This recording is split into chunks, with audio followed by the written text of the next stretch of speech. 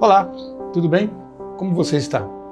Você sabia que nós temos duas naturezas? A primeira que eu quero te falar é a tal da natureza pecaminosa.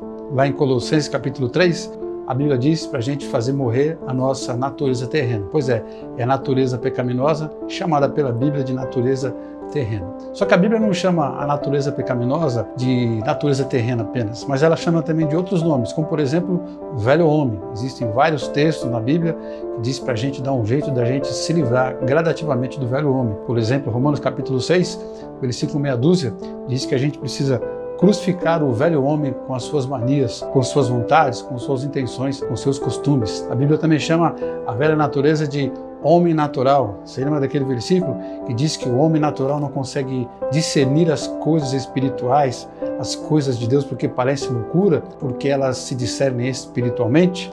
Pois é, está se referindo ali à natureza pecaminosa, à natureza humana, ao homem natural. Mas existe uma outra expressão que a Bíblia usa para se referir à natureza pecaminosa e com certeza você conhece, é a expressão carne. Romanos capítulo 7, verso 18, a Bíblia diz: eu sei que em mim, isto é, na minha carne, não existe bem nenhum, pois eu quero fazer a coisa correta, mas só sinto vontade de fazer a coisa errada. Está se referindo à carne. Existe ainda mais uma expressão que a Bíblia usa para se referir à velha natureza, à carne. Ela chama a carne de lei do pecado. No mesmo livro de Romanos, capítulo 7, versículo 23, o apóstolo Paulo diz assim: olha, eu me sinto prisioneiro de uma lei, de uma força que me faz pecar, que me leva a fazer aquilo que eu não quero. É a lei do pecado. Essa talvez você não conhecesse. Mas todas essas expressões são expressões da Bíblia para se referir a uma única coisa, a um único fenômeno, que é o fenômeno da nossa natureza não espiritual, a nossa natureza caída. O que é a natureza pecaminosa? É o desvirtuamento daquela natureza original que o ser humano tinha ainda lá no paraíso. Gênesis capítulo 1, versículo 31, a Bíblia diz que Deus criou o ser humano, e diz lá que depois que acabou aquele dia, Deus olhou e disse: olha, tudo é muito bom, inclusive o ser humano que eu criei. Só que esse ser humano que foi criado por Deus em excelência, ou seja, era muito bom, se corrompeu e ali surgiu a natureza pecaminosa. Agostinho de Hipona, um dos pais da igreja, disse que a natureza pecaminosa é a corrupção do bem original, aquele que a gente tinha lá no paraíso, criado originalmente por Deus. Essa natureza pecaminosa, ela é transmitida de pai para filho, geneticamente. Por isso que Romanos capítulo 5, versículo 12, primeira e segunda parte, diz que a morte passou a todos os homens, ou seja, todos os seres humanos recebem de herança, de presente dos seus pais, geneticamente falando, recebem essa herança do pecado, essa inclinação para fazer as coisas erradas. Talvez por isso que Davi diz naquele salmo famoso, Salmo 51, ele diz assim: em pecado eu nasci, em pecado a minha mãe me concebeu. Na verdade, João Calvino, ele ratifica essas ideias quando ele diz que essa depravação, essa corrupção, ela é hereditária, porque ela foi espalhada em todas as partes da nossa alma. Ou seja, é uma coisa que a gente recebe desde que a gente nasce, já está com a gente. Mas há um dia, há um momento na nossa vida em que ela que está dentro da gente, essa força pecaminosa que está dentro da gente, ela toma corpo, ela eclode, ela explode. E aí então o pecado é consumado. O mesmo texto de Romanos, capítulo 5, verso 12, quando diz que a morte passou para todos os homens, conclui o raciocínio dizendo assim: a morte também passou a todos os homens, porque todos os homens pecaram. Ou seja, como o ser humano pecou, então, e pecou não só de forma potencial, quando recebeu a natureza pecaminosa, mas pecou de fato, ali pelo final da segunda infância talvez, as meninas um pouco mais cedo, os meninos um pouco mais tarde, mas enfim, todos acabam cometendo um primeiro pecado.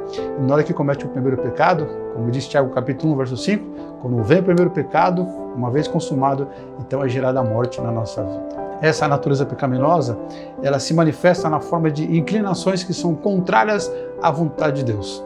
São as famosas obras da carne. Gálatas capítulo 5, verso 19, você tem ali uma lista exemplar de todos os tipos de pecados que alguém pode cometer.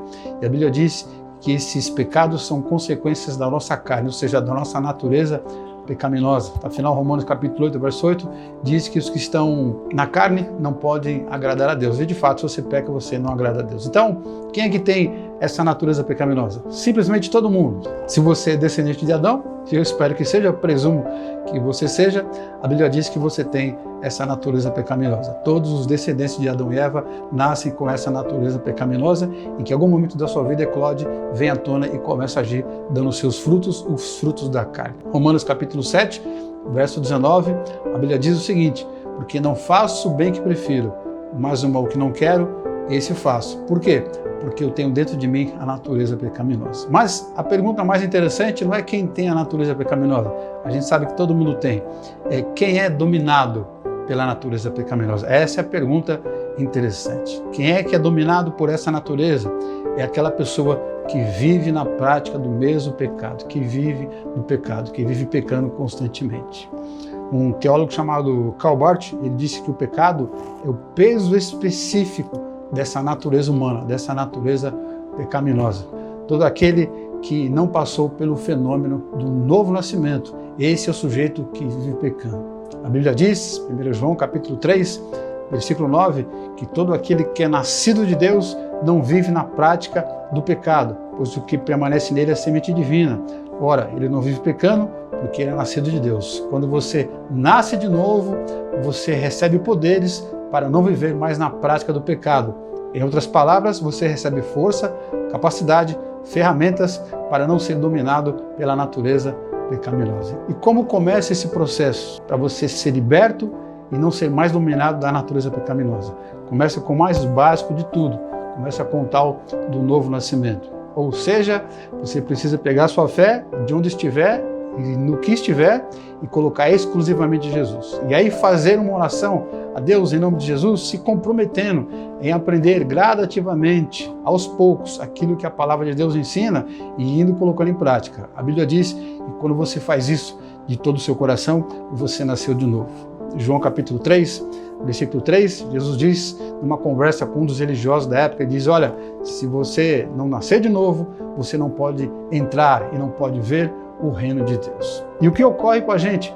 Quando a gente então nasce de novo, quando a gente faz esse compromisso com Deus, no nome de Jesus, a velha natureza, ela desaparece? Não, negativo, ela continua ali dentro de você. A diferença é que surge uma outra natureza, que a Bíblia chama de natureza espiritual, ou seja, o espírito renascido, ou seja, o novo homem. 2 Coríntios 5,17, portanto, diz que se alguém está em Cristo, se alguém nasceu de novo, é uma nova criação. Agora você tem uma nova tendência dentro de você, agora sim, para fazer aquilo que agrada a Deus. Só que a má notícia é que essas duas naturezas vão ficar com a gente ali até o final dos nossos dias aqui nessa terra. E durante todo o tempo em que essas duas naturezas ficarem juntas, vão estar conflitando uma com a outra. Gálatas capítulo 5, verso 17 diz que o Espírito, a nova natureza, luta contra a carne, a velha natureza, e uma é oposta à outra, para que a gente não faça aquilo que a gente quer de fato. Aquela história, eu sei que uma coisa é errada e eu não quero fazer aquilo, mas acabo fazendo. Por quê? Porque a velha natureza naquele momento está te dominando. São dois lutadores com o mesmo peso, mesma altura, mesma capacidade, mesmo treinamento, mas sempre um vai vencer. Aquele que você deu um diferencial, aquele que você alimentou mais, fez dormir melhor, deu um melhor treinamento. Esse vai vencer a luta. Então é a luta dos dois, do espírito e da carne. E essa luta e essa batalha, segundo Gálatas capítulo 6, versículo 8, é fundamental para a sua existência. Porque a Bíblia diz nesse versículo que aquilo que a gente semeia, a gente colhe. Quem semeia na carne, colhe destruição, corrupção. Mas quem semeia no espírito, colhe a vida eterna. A Bíblia diz, Romanos capítulo 8, verso 6, diz que o pendor da carne é para a morte, mas um pendor para o espírito é para a vida e paz e vida eterna.